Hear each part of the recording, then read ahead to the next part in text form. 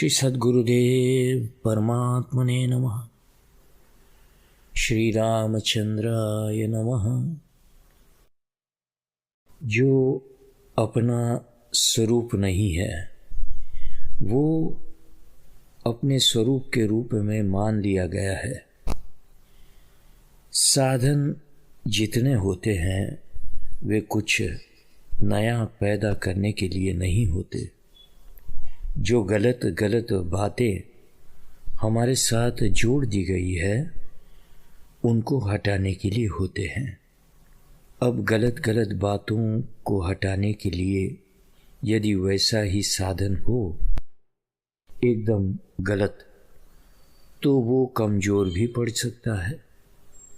परंतु साधन में स्वरूप की अनुरूपता का बल हो, अपने स्वरूप के अनुरूप होना ही बल है।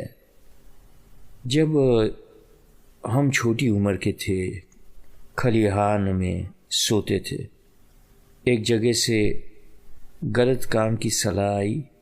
वो हमारे गांव में छोटी जाति का था और उम्र में हमसे बड़ा था। वो तो आकर हाथ जोड़कर खड़ा हो गया। वो बोला, भैया जी ये काम आपके लायक नहीं है। जाति का वह चौधरी था, वो पंचायत। यदि आप अपने स्वरूप के अनुरूप काम नहीं करते हैं तो विद्वान होकर मूर्खता, धनी होकर कृपणता, बड़े होकर अनुदारता का काम करते हैं तो ये कहना पड़ेगा कि ये काम आपके स्वरूप के अनुरूप नहीं है। तो काम करते समय तो आप चीज को महत्व देते हैं, अपनी कीमत बिल्कुल भूल जाते हैं। हमारे पितामह की मृत्यु होने के बाद हम कामकाज करते थे खेत में। लष्टम पष्टम चलता ही था, सब बुआई जुताई होती थी, मजदूरों को मजदूरी भी मिलती थी, खाने पीने का काम चल रहा था। एक ने कहा, तुम अपने को काम में लगा रहे हो, अपनी तनख्वाह आमदनी में जोड़ दो तो देखो कुछ मिलता है कि नहीं। जब हम अपनी तनख्वाह जोड़ देते थे तो खेती की आमदनी में घाटा ही घाटा था, कुछ मिलता नहीं था। बहुत बरसों पहले की बात सुना रहा। हम दुनिया में जो काम करते हैं उसमें अपना मूल्यांकन भूल जाते हैं। दुनिया की चीज़ों की कीमत बढ़ जाती है जब हम अपना मूल्यांकन कर लेते हैं। जब भूल जाते हैं तो दुनिया की चीज़ों की कीमत घट जाती है। आप खुद चोर बेईमान होकर चोरी बेईमानी कर रहे हैं, ये आपके स्वरूप के अनुरूप नहीं है।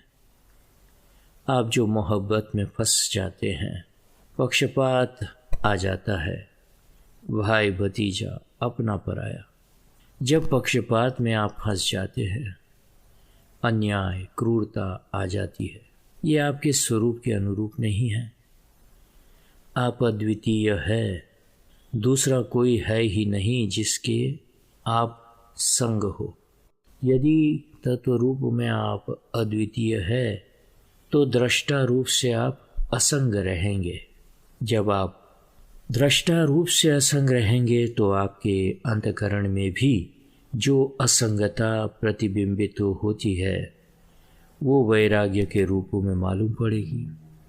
ब्रह्मात्मैक्य बोध होने पर अद्वितीयता, दृष्टा भाव में स्थिर होने पर असंगता और उनका अंतःकरण में ठीक ठीक प्रतिबिंब होने पर वैराग्य। तो परमार्थतः आप अद्वितीय ब्रह्म हैं, व्यवहारतः आप असंग दृष्टा है। वैराग्य आपका स्वभाव है।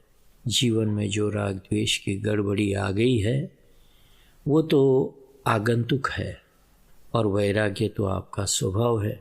हजारों में मिले बिछड़े न कोई घसीट कर आपको ले गया और न किसी को आप बांध के रख सके।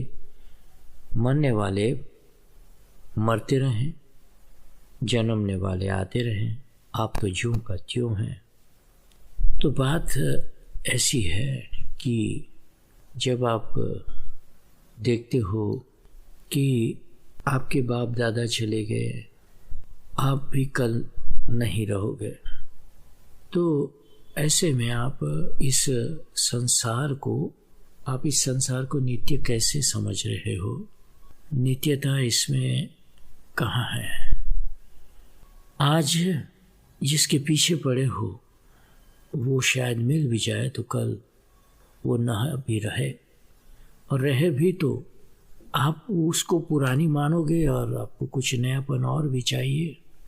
तो जीवन में स्थिरता जैसा कुछ प्रतीत नहीं होता है, फिर भी संसार नित्य मालूम पड़ता है, और अस्थिरता का भाव मन में पैदा नहीं होता, क्योंकि आपको कुछ नया नया चाहिए हर रोज़, ये जानते हुए कि कल जो हुआ था वो आज नहीं है, और अभी क्षण जो होता है वो अगले क्षण भी नहीं रहता।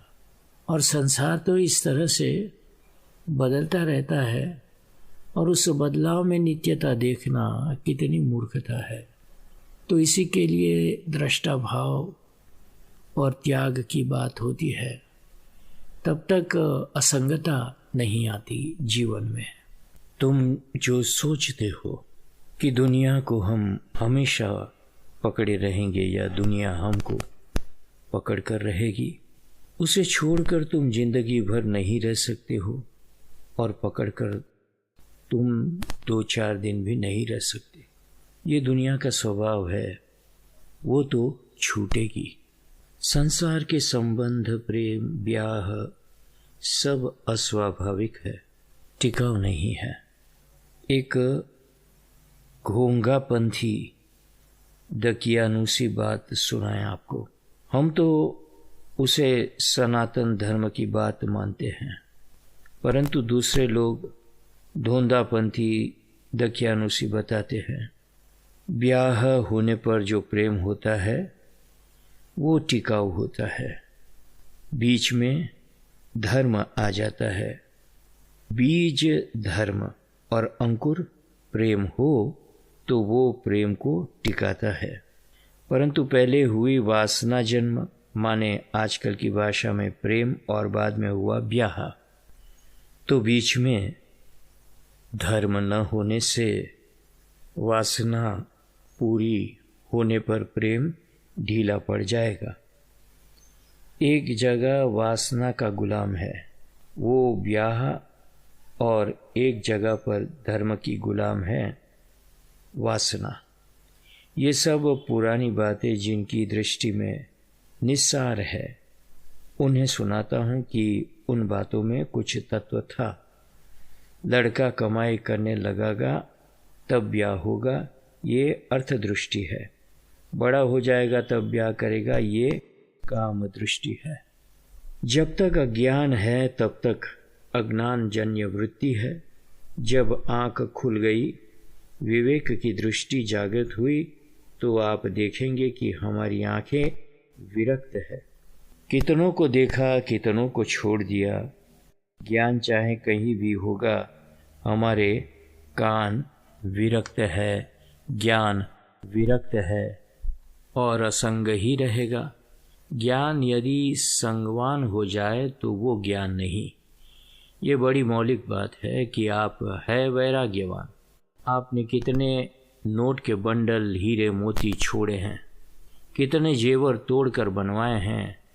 डिज़ाइन पुरानी पड़ गई, इसमें सुनारों का फ़ायदा है, परंतु आपने कितने जेवरों से प्रेम किया है और छोड़ दिया है। कितनी साड़ियों से और कितनी कमीज़ों से प्रेम किया है और छोड़ दिया है। आज तक उनका नाम भी सुनने को नहीं मिलता। वो अतलस और गजी, आजकल तो नायलॉन, टेरिलीन। आपने खादी से कितना प्रेम किया और छोड़ दिया। वो पगड़ी जो आपके बाप दादा पहनते थे, अब भी उसका फोटो मिलता है। मारवाड़ी, गुजराती स्त्रियों और भाटियों के घर में वो बड़ी बड़ी पगड़ी जो बाप दादा की पुरानी पोशाक है वो कहाँ गई? स्त्रियों का 40 गज का लहंगा कहाँ गया? कितनी पोशाकों से अब तक आपने प्रेम किया और छोड़ दिया। आप वैराग्य ही करते रहें, आप विरक्त ही रहें, परंतु आपने अपने नहीं समझे कि मैं विरक्त हूँ, मेरे अंतःकरण में वैराग्य है। आपने अपनी आँख नहीं समझी, रूप नहीं समझा, दिन नहीं समझा, दुनिया का रूप समझा। कहाँ आप फंसे? कहीं नहीं फंसे। इस वैराग्य में बात क्या है? शांति, शांति, शांति। जय सिया राम, जय सद्गुरुदेव। इन बातों को समझना है तो आप विवेक चूड़ामणि जरूर पढ़िए। जय सिया राम, जय सद्गुरुदेव।